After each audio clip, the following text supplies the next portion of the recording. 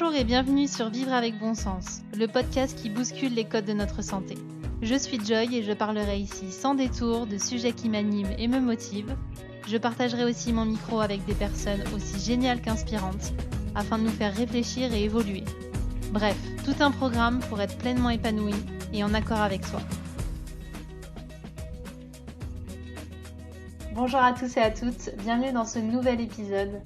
Un épisode assez particulier puisqu'il marque les 1 an de ce podcast. Et oui, cela fait 1 an que l'on chemine ensemble sur cette thématique qu'est la santé.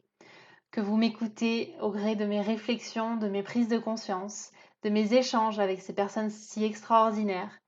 Que vous ouvrez vos horizons, que vous avez des réflexions, que vous êtes d'accord et parfois même pas d'accord. Mais qu'en tout cas, ça fait bouger des choses chez vous.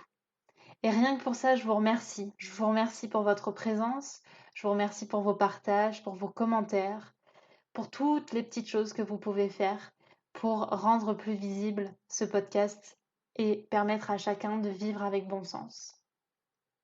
Alors pour vous remercier plus concrètement, j'ai voulu vous faire des petits épisodes flash, des petits épisodes reboostants, des petits épisodes motivants et plein de réflexions. Parce que finalement, ce qu'il en ressort de ces 1 an que j'ai partagé avec vous, c'est déjà que la thématique de la santé est inépuisable. Et ça, pour moi, ça me rend vraiment pleine de joie parce que je vais pouvoir continuer à échanger avec vous encore longtemps. Et surtout, ce que je me suis rendu compte, avec tous les échanges que j'ai pu avoir avec vous ou mes invités, c'est que la pièce centrale, c'est soi. Si vous écoutez mes épisodes depuis le début, il y a toujours un refrain qui revient. C'est la connaissance de soi, la connexion à soi.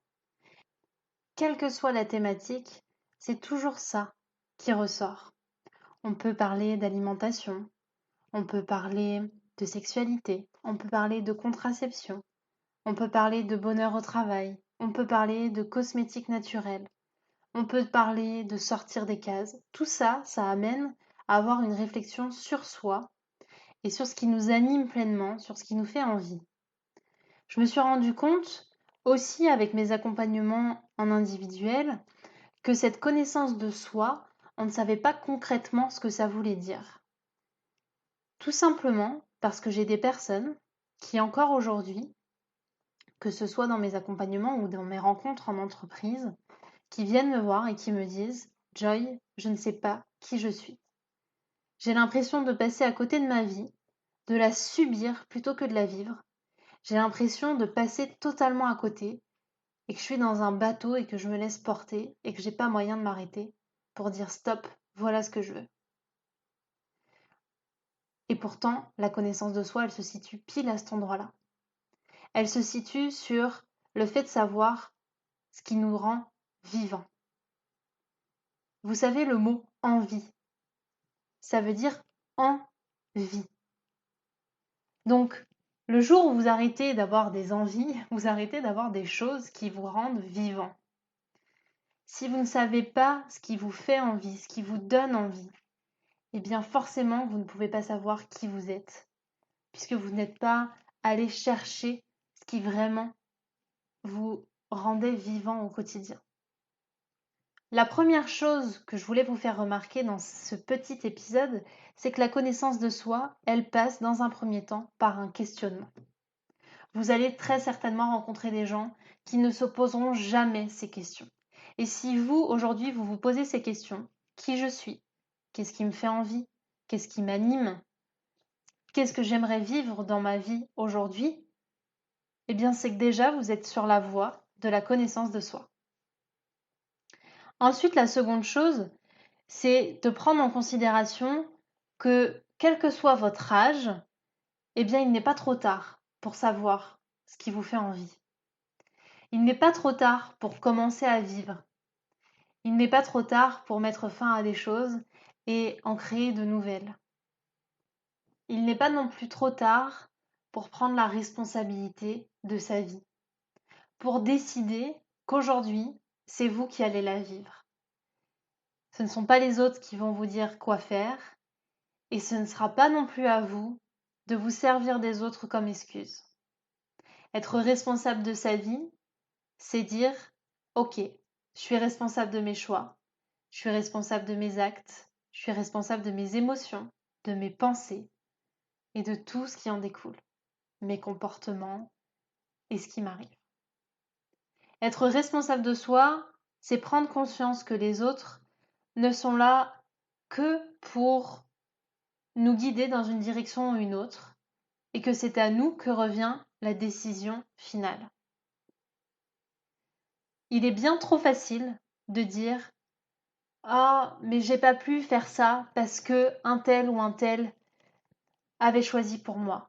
J'ai pas eu le choix parce que l'autre a fait ci, a fait ça. J'étais obligée de. Il a fallu que. Sortez de ces injonctions il faut, je dois, quel que soit le temps que vous utilisez. Il a fallu, j'ai dû. Le seul responsable de votre vie, c'est vous. Vous ne pouvez pas demander aux autres de vivre à votre place, donc ne rendez pas les autres responsables, peut-être de votre malheur aujourd'hui, peut-être de cette sensation d'être passé totalement à côté de sa vie, peut-être de cette tristesse que vous avez à faire ce constat-là. Mais si vous le faites, ce sera déjà un gros pas vers la connaissance de vous-même et vers une vie beaucoup plus épanouissante. Donc avant même de rentrer dans quelque chose de beaucoup plus profond, de rentrer dans ce qu'on appellerait ce fameux développement personnel qui aujourd'hui veut tout et rien dire, mais j'en reparlerai. Commencez par vous questionner. Commencez par vous poser la question, non pas qui je suis, parce que pour moi elle apparaît bien trop complexe, bien trop enfermante dans des étiquettes qu'on a voulu vous donner. Posez-vous plutôt la question, qu'est-ce qui m'anime aujourd'hui? Qu'est-ce qui me fait me lever le matin? Ou qu'est-ce que j'aimerais faire? Projetez-vous dans des choses que vous aimeriez faire. Allez consulter votre enfant intérieur. Posez-vous les questions fondamentales sans vous mettre de limites, sans vous dire oui mais. Les personnes que j'accompagne me posent toujours cette même question. Je dois m'imaginer ma vie idéale, c'est ça? Et oui, c'est bien ça. C'est de s'imaginer cette vie idéale pour la rendre plus accessible et puis pour s'adapter après à la réalité. Mais avant même de s'attaquer à ce qui bloque, il faut savoir dans quelle direction aller. Il y a un point central au-delà du soi, c'est la direction. Là où on veut aller. Avoir un but, avoir un objectif, c'est déjà positionner une première étape.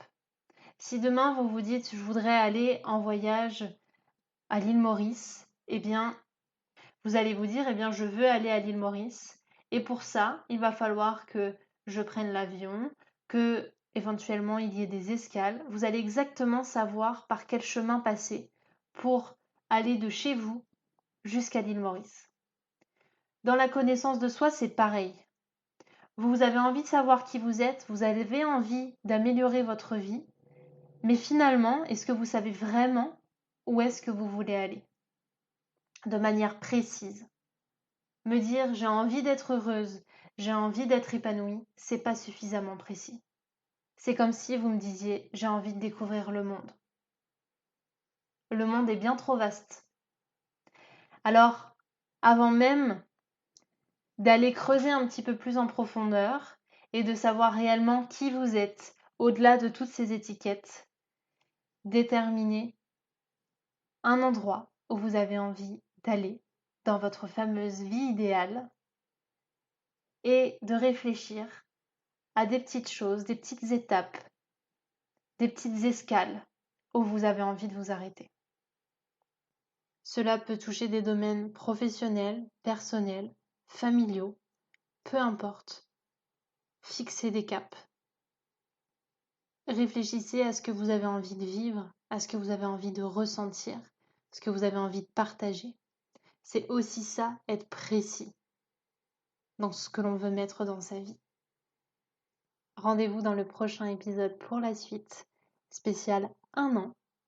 En attendant, si vous avez apprécié ce moment, n'hésitez pas à laisser un petit commentaire, des étoiles ou à partager.